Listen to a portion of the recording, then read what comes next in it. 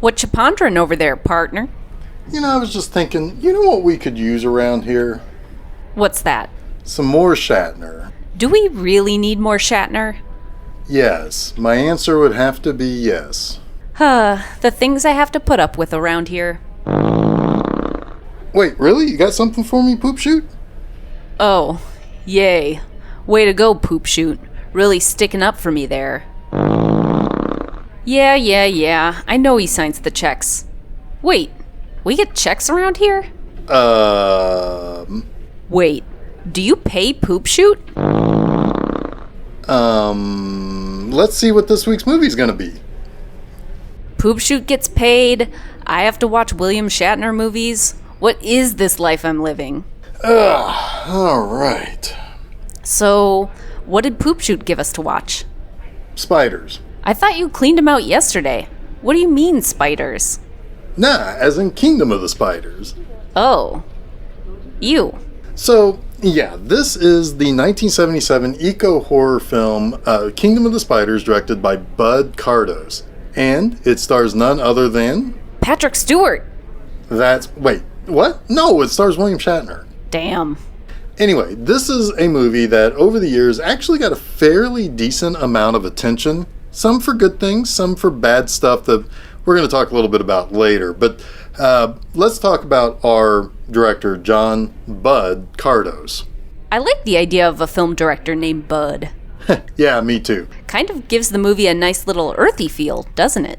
Yeah, kind of funny you should say that, Nurse, because this movie is actually fairly authentically rural Arizonan in how the characters and extras act and look. Shatner does this, kind of nicely slipping into his character. Cardos has had a pretty decent career in film and wore several hats for several different movies. He appeared in the 60s in several biker films. He also played a thug in Psych Out. Also on that film, he did stunt work, something he commonly did for those biker and other counterculture films of the late 60s. Now, right at the beginning of his career, he was interested in more behind-the-camera work, too. He often worked as a second unit or assistant director. He did this for several of the films he either appeared in briefly or did stunts. This allowed Cardos to move up to director by the 70s, and Kingdom of the Spiders was his third directing job. And he followed that up with 4 more somewhat recognizable films over the course of a decade. The Dark, a movie about a killer alien that comes down and just starts wiping out everyone he comes across. The Day Time Ended, that also featured aliens, but these mess about with a family solar-powered house and create a weird time warp. Mutant, about a movie about toxic waste-infected zombies. And The Outlaw of Gore, about a man who returns to a fantasy world to free it from a warlord. Interestingly, Kingdom of the Spiders would be featured on riff tracks, while The Day Time Ended and The Outlaw of Gore also had their turns on Mystery Science Theater 3000. Would that mean we shouldn't expect too high of quality with any of Bud's movies? Well, not necessarily. I would say more than anything, a lot of his movies are victims of the decades they were released. The Outlaw of Gore was released near the tail end of the big boom of fantasy films after the success of the Conan films. The Day Time Ended and The Dark were both science fiction films that were in the wake of sci-fi hits like Logan's Run and, of course, Star Wars. I would even say the former was maybe more influenced by H.G. Wells' stories being adapted more commonly in the 70s. It isn't, but it has a title that sure sounds like a Wells story, doesn't it? I don't know. If you say so. I do say so. But for this film, Kingdom of the Spiders, this comes from that period of a couple of different nature horrors. In one regard, this was in the wake of Jaws. After that movie's release and massive success in 1975, of course, Hollywood wanted to take whatever the animal kingdom could give them for more thrillers and horror movies.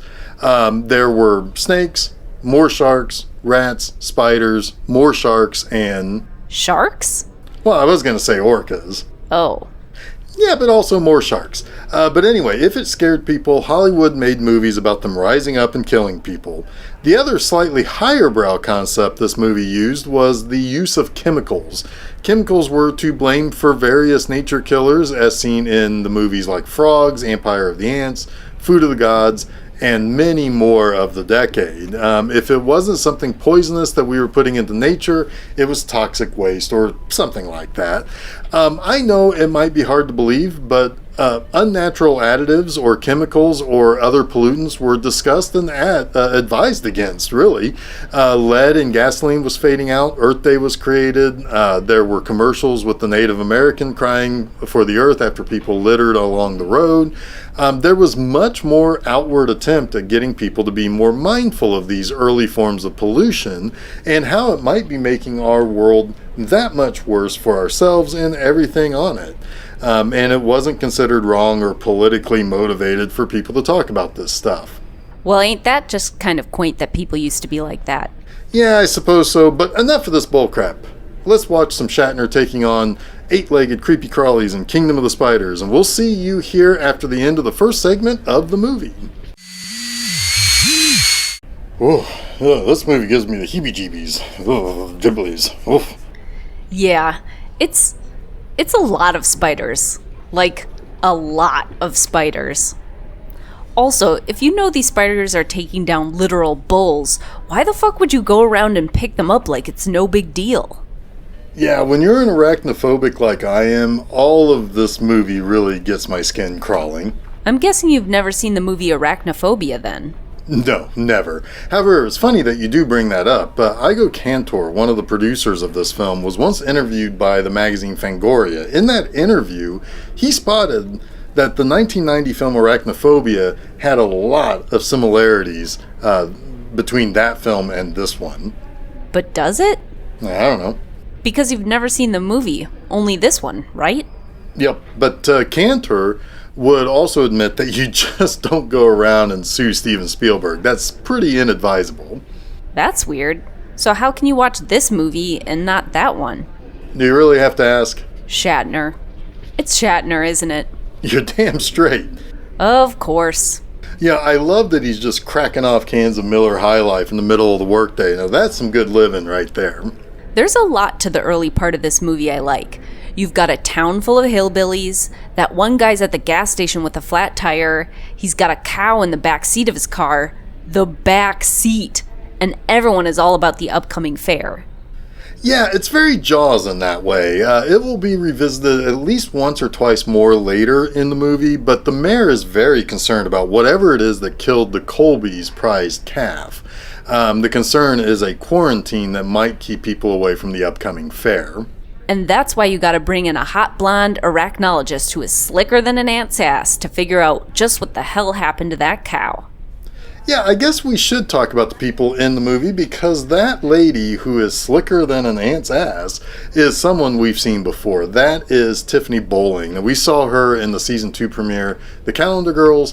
She was the featured girl in the final segment who ultimately takes down Andrew Prine. Prine, I might add, was our hero in last week's movie, Hannah, Queen of the Vampires. And I've also written about another of her movies, The Candy Snatchers. Now, understand that I'm not just saying this out of nowhere or to be contrarian, but I think The Candy Snatchers is actually a pretty darn good thriller with a hell of an ending. But you know what, Nurse? What? Tiffany Bowling hated that movie. She said that she only took the role because she was high on cocaine at the time, so she was paying for her addiction. However, she was cast as the female lead in this movie because she was pretty much the only lady who auditioned who had no problem working with spiders. In addition to Tiffany, her mother, Betty Bowling, appears in this movie too as the dispatcher at the police station. How many of the spiders do you think were related? Probably like all of them. Yeah, that sounds about right. But the Colbys were played by Woody Strode and Altaviz Davis. Now, Strode was a UCLA football player, didn't play much in the pros. Instead, he went into acting. He had some good roles in Kubrick's Spartacus and then several westerns. One of those is The Man Who Shot Liberty Valance. And in that movie, He, a black man obviously, begins reciting the Declaration of Independence, however in a very obvious jab at the long battle for civil rights that were still going on at that time. He forgets the line, "All men are created equal." His wife Birch, played by Altavice Davis, is also a longtime show person. She was married for many, many years to Sammy Davis Jr. When Davis passed away in 1990, she was left with a ton of tax problems, and her $2.7 million in unpaid taxes placed her on the California Franchise Tax Board's list of the top 250 delinquent payers in the state. That's crazy. Yeah, however, it's hard to say whether Kingdom of the Spiders or her 1980 role in Can't Stop the Music starring the Village People is really her greatest accomplishment. Nurse, I think you need to punch that into your calculator Computron thing to figure out that for me. Sure. Whatever you say. All right, so the sheriff of this small rural town in Arizona is played by David McLean. McLean did have a few dozen roles on TV and in the movies, but he's probably best known for being the Marlboro Man in the early 60s. Later in life, he became a huge anti-smoking advocate. And of course, our lead, playing a rural veterinarian, is William Shatner. He's got such a cool cowboy name. Rack Hansen. Oh yeah, I wish my name was Rack. If my name was Rack, maybe that would be a way that for me to not constantly do that to my nuts and stupid accidents. I don't think anything will ever stop you from doing that to yourself. Yeah. What more is there to say about Shatner? He's obviously a major force in a lot of people's lives. Including yours. You know what? I have no idea what you're talking about there. But Rack plays a little grab ass with a woman at the beginning of the movie. We learn that woman is his sister-in-law, Terry. Now, Terry was married to Rack's brother, and he died at some point in the past, I believe in Vietnam. We learn more about that in a bit, but she accidentally calls Rack by his brother's name, and he gets a little testy about it. But Terry is played by Marcy Lafferty. At the time, she was married to William Shatner. They married in 1973, but didn't divorce until 1996. She appeared in this, Airplane 2, which also featured William Shatner, and Star Trek The Motion Picture. In Star Trek, she played a character named Chief DeFalco, who got called to the bridge after the space entity known as Seizure zapped Enterprise navigator Ilea away. And I always remember her name in that movie for one very important reason. Her rank. How did you know she smelled bad? Oh, yuck, yuck, yuck. Anyway, Chief is not a typical rank of officer in the Star Trek universe. Sure, there were chief security officers, chief engineers, and what have you. But that was more of an administrative title given to a lieutenant or commander or a lieutenant commander. It's not usually a rank someone possesses without a typical rank or referred to by that title solely. Oh my god, you're such a nerd. And I'm proud of it. But I do love the exchange between Shatner and Bowling when he tries hitting on her by asking her if she would like to have dinner that night, and her response was simply to say she probably would, and then says goodnight to him and walks away. And that leads to the awesome slick as an ant's ass line. Yeah, that's right. Now, one final thing I want to bring up is the music. While most of the incidental and instrumental music cues are taken from composers and episodes of Twilight Zone by Jerry Goldsmith, and a few others, there are a few lyrical songs from Dorsey Burnett. Now, he performed with his brother Johnny in the rock and roll trio of the 1950s. That certainly put him on the map as a rockabilly star. He then struck out on his own in the 60s. He often wrote or co-wrote his stuff. Sadly, his brother Johnny died in the mid-60s, and it's said that Dorsey never really recovered from that loss. But by the 70s, Dorsey returned to his country roots and continued his career now as a born-again Christian. He provided the songs to this movie, but would pass away in 1979 from a massive heart attack at the age of 46. His final performance was just the day before his death. A benefit concert for his widow was put on shortly after him dying, where the likes of Chris Christopherson, Hoyt Axton, Tanya Tucker, Glenn Campbell, Edward James Olmos, and Gary Busey made appearances. So obviously he had a lot of recognizable friends and a solid career of his own. But with that, let's get back to Kingdom of the Spiders, where things are about to get a little bit more hairy in the town of Verde Valley, Arizona. Golly, things are rough if you're a Colby. Yeah, no doubt. Spiders kill their prized calf, Excuse me. then their dog, then their expensive bull, Excuse me, over here? and then Colby himself. Jeff? Do you hear something? Excuse me. Huh. Yeah, I do. It's kind of like a tiny little voice. Maybe it's in the hall. I'll be back. Okay. I guess I'll just sit here. Doesn't sound like it's coming from outside the office. I'm down here. Down? Hi there. Oh my. Hello. Oh, it's a little tarantula buddy. Hey, what's your name, little fella?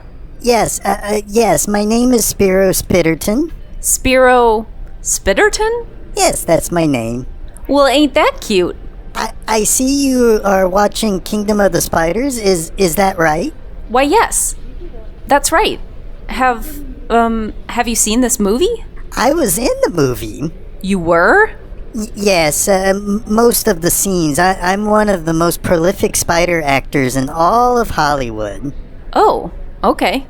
In every scene in this movie that Tiffany Bowling is handling a spider, it's me. Neato. Was this your first movie? No. My first film was Bill Rebane's The Giant Spider Invasion. I was the one who climbed on that really nice lady who was laying in bed. You sure seem to get along with the ladies. Well, nurse, I didn't see anyone in the hallway. I mean, I have no idea where that voice is coming from. I mean, maybe the place is haunted or something. By my own regret and shame. Sure. Besides, I found who was talking. Oh, you did? I mean, was it my shame and regret, or vice versa? No, it's Spiro Spitterton. Spiro who? Haha, down here, motherfucker. Gah! That's no way to say hi to our little spider buddy. Didn't we just talk about how I'm terribly arachnophobic? I mean, they give me the giblies. That's right, asshole. Don't make me walk over there and bite ya. Oh, holy jeez. I mean, he's threatening to bite me. That's not what I heard. I heard him say he wanted to come over there and give you a hug with all those legs of his. Giblies. Yes, nice lady. I just wanted to go over there and give him a big hug. And then bite him and fill his leg full of venom. Jesus. Jeff. I mean, holy jeez, he's threatening to bite me. Oh, no, he didn't. Yeah, yes, he did. Yes, I did. I will haunt your dreams. Oh my god. I mean, god damn. Get this thing out of here. Squish it or kick it or something. Jeff, be nice to our guest. If you aren't going to be, then I'll continue this interview myself. Giblies. Ugh. Sorry about him, Spiro. Let's get back to what we were talking about. Yes, thank you, pretty lady. I do get along well with all the actresses I co-star with. Sounds like it. Some people don't know this, but Tiffany Bowling and I had an affair for years after this movie. Some people who know about it say she wanted to be in the movie to work specifically with me. We ended up having millions of babies together. How wonderful. Not too bad for a $10 paycheck in the long run. Yeah, Jeff, didn't you say something about this movie's budget and how much they spent on the spiders? Yeah, something like they bought 5,000 spiders for $10 each. That's like $50,000 worth of spiders. Yes, and the Wrangler kept blowing air at us to make us run toward our victims. But I don't need air puffs to run toward you. Everyone was really nice. Plus, they released us in the area since that's where we're from. That sounds really nice. I wish they released me in your tennis shoes so I could bite you. Is that your mound behind you there? No, we don't actually build mounds. But you will never look at a mound and not imagine tens of thousands of us waiting to attack you. Mwahaha. Oh, so you're just hanging out by that mound? On the other side is my 47 web mansion. And the nightmare fuel that will make you die of fright, jerk-ass. Oh, Spiro, you're so funny. What's your story with this guy? Do you want to get out of here and get a fly cocktail at the trap door? Spiro, are you hitting on me? Nah, you got me. I should probably get back home. I've got a grasshopper in my nest that won't eat itself. Don't forget to be nice to your 8-legged friends in your homes. We only want to help you keep bugs out. And scare the shit out of you by jumping out and showing you our fangs. God. Well, anyway, I guess we should get back to the conclusion of Kingdom of the Spiders. But before we get into that, please be aware that if you are an animal lover, even lovers of the 8-legged kinds of animals, this movie is about to be very cruel to them. Obviously, the Humane Society was not consulted or brought in to consult with this movie. There will be spiders killed on screen in the final segment, and it's kind of gory in one particular shot. So if you don't like that, I wouldn't blame you if you turned away. Besides, even Shatner was bothered by the sounds and sight of smushed spiders. We'll see you after the end of the movie. That last shot of the town all wrapped up in webs? Chef's kiss. Yeah, that was a pretty good way to end this movie. Kingdom of the Spiders did turn out to be a fairly popular movie. The movie ended up being quite successful at theaters and likely with drive-ins. Shatner did enjoy some decent reviews for playing this relatively straight and keeping himself kind of reined in. Now, over the years, the movie did play a lot on TV. I remember it playing on local TV Saturday afternoons through the early and mid-'80s, and that likely kept the movie memorable and something of a guilty pleasure favorite for many Gen Xers. While this movie did not get terrible reviews upon release, it did get a shot at re-evaluation more recently, and the appreciation for the movie did rise over time and is now considered a pretty decent little nature attacks thriller. In the late 80s, Cannon Films did try to get the funds for a sequel, 21st Century Film Corporation, which was one of the two film companies that rose out of the split between the heads of Cannon, Menachem Golan, and Yoram Globus. They created a press advert for a sequel that would have brought Shatner back, but it never happened. Another attempt to create a sequel started around 2003, but it didn't seem to have involved Shatner in any way, but he might have ended up getting a small role in it. But Nurse, that last shot is something that is quite memorable for folks.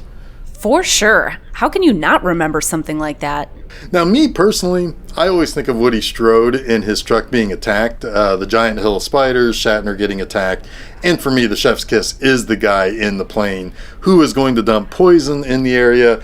All of that was awesome. In fact, this movie's budget was pretty low, which means that in the scenes in which the plane is coming toward the members of the town and they have to run to get out of the way, that was not done by stunt doubles. Those were the actual actors, which is something most productions would have likely have never done. And let's face it, spiders are creepy and kinda nasty, and they make for good creatures to attack people in a movie.